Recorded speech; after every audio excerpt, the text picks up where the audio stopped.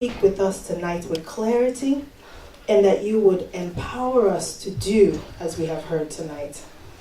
And we ask, Lord, that there will be an evidence, that there will be a change. There will be an evidence that you visited us tonight. We thank you and we bless you. For in Jesus' name we pray. Amen. Amen. So today we're going to be talking about, the title of the message today is, Are you walking by sight? Are you walking by sight? Before you even answer that, we're going to ask a series of questions today. This is not a give you answer message. It's a let's reflect. Let's think about it. And then let the Holy Spirit minister to you. And let the Holy Spirit minister to me. So are you walking by sight? Before you even answer that, what does it mean to walk by sight? So working or walking by sight is when you allow your feelings, your emotions, your five senses to determine your course of action, to determine the choices that you make at every decision point that you face in life. So when you allow your feelings, your emotions, the things that could emanate from thoughts, your five senses, sight, sound, smell, taste, feeling, or touch, if you allow that to determine what you do in your course of action, praise the Lord. And the reason why this question is very important in the season that we're coming up on as a church is because if you're walking by sight, if I am walking by sight, then the series of events that are going to be happening and are already happening, but would happen even more, is coming to throw you off your feet. If you're walking by sight, if I am walking by sight. And the Bible tells us many times, walk by faith and not by sight. Walk by faith and not by sight. And so we're going to try to give you a few examples in the Bible. Let us reason together. And then by the time the message is done, then the work of the Holy Spirit continues. Because there's no way for me to be able to do justice to this. As the Lord is working on me, He will work on all of us together. Amen. Amen. So the trickery of the enemy is to blur lines. That's what he's been doing. Just think for a second. If you wanted to get someone to do what you know they're not going to do, force may not be the best way to do it. Trickery, guile, wiles is definitely better. And so what he's done, the enemy, in the past several years is to blur the lines. So what he started with doing is to tell you that the things that are bad are not so bad. That's how it starts off. They're not so bad. So that way, there's a little bit of, compromise, and we're all kind of holding hands, singing Kumbaya together. And then the second half of it is going to come, which is what is good, what you know to be good and righteous is actually evil. That's the flip of the blurred lines. So what we've seen now is all the things we knew that were bad, subliminally, it's been coming down to us that it's not so bad. And so we hear phrases like, love is love, love wins, hate is bad. And if you read the scriptures, there are two kinds of love and there are two kinds of hate. So what one side is calling love, clearly the other side will be calling hate. And what one side is calling hate, the other side will be calling love. So tonight, we want to be able to start thinking in order to answer that question.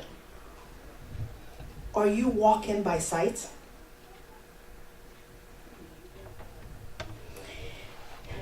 In the Garden of Eden,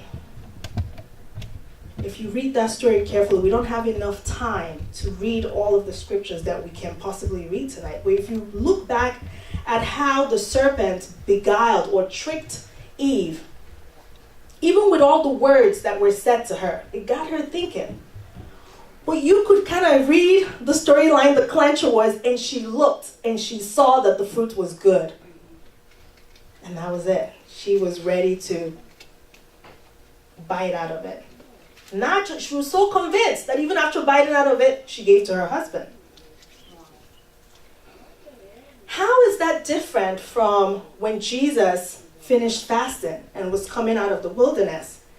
And the enemy and Satan met him and said, "Here, let me show you the kingdoms of the world. They are mine and I'll give them to you." If you were up on that hill and you were looking down at just grandeur, beauty, splendor, riches, money. Someone just did this to me. Money. It looked good. It looked appealing. And he said, "They are all mine and I'll give it to you."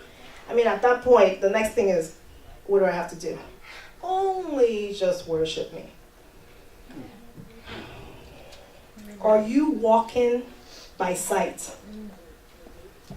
I'm going to take two short stories, the ones that we read in our Bible reading today. The first one is Jacob and Esau. There are so many parts of the story. In fact, the story goes for many, many verses. But we only read 4 verses.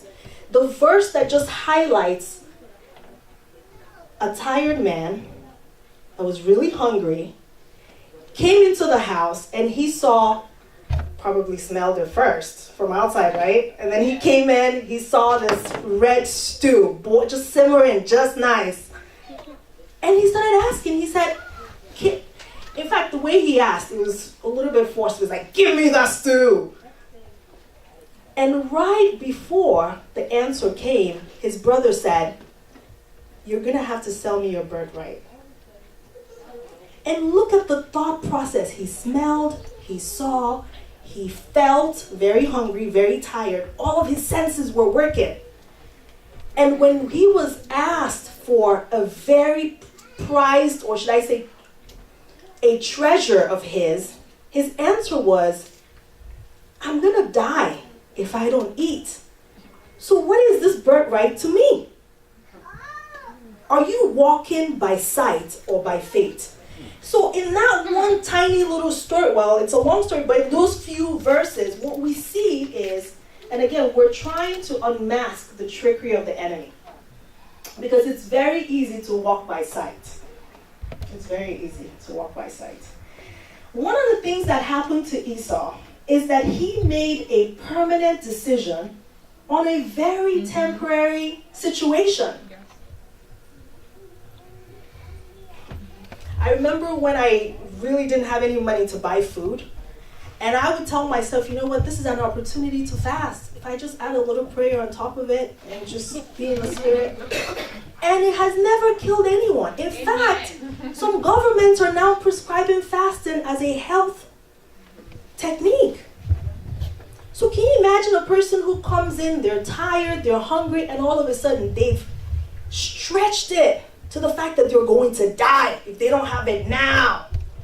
And so they were willing to throw out a lifelong treasure for a pot of stew.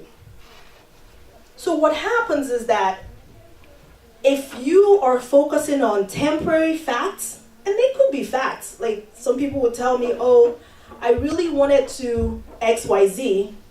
2 days ago, we talked about how they just know God told them they should do this. So I call back and I check, "Hey, did you do it? What happened? What did God do?" And they're like, "Let me tell you. If I told you what happened to me that day, you will understand why I did not do it." And then they start to list obstacles that are just sightly things, very temporary things. "Oh, it was raining. And then when I got up, my back hurt. And then I heard this creak on my toe. And then they tell you all the stories, and at the end of the day, they did not do what they were so convinced just 2 days ago that God told them to do. So watch out for half-truths. Watch out for even facts.